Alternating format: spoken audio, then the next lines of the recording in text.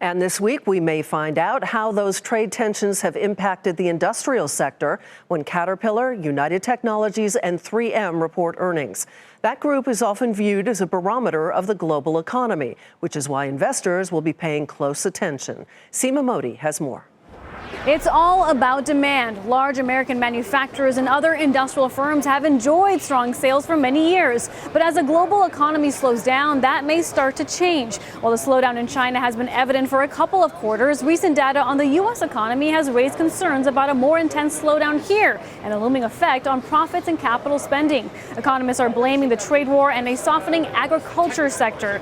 Reports show farmers are holding back on purchases of big-ticket items like tractors and other farm-related equipment due to the uncertainty around trade and whether they will receive support from the government in 2020. As worries grow, analysts are bringing down their expectations. Ahead of Caterpillar earnings on Wednesday, Morgan Stanley downgraded the stock, saying the U.S. construction equipment market peaked this year, while the oil and mining industry, Caterpillar Services, continues to weaken. It's not just Caterpillar. Third quarter earnings estimates for the broader industrial sector have been lowered from 6% in early July to just 0.9% today. That has some investors staying away from the space altogether. I agree it's cheap. I think it's cheap for a reason. So when I look at a lot of the macroeconomic indicators, ISM's rolling over, OECD, leading economic indicators have rolled over. I prefer other sectors more so than industrials. So we're still very defensively positioned at Astoria Portfolio Advisors. Until those indicators stabilize, I'd avoid industrials.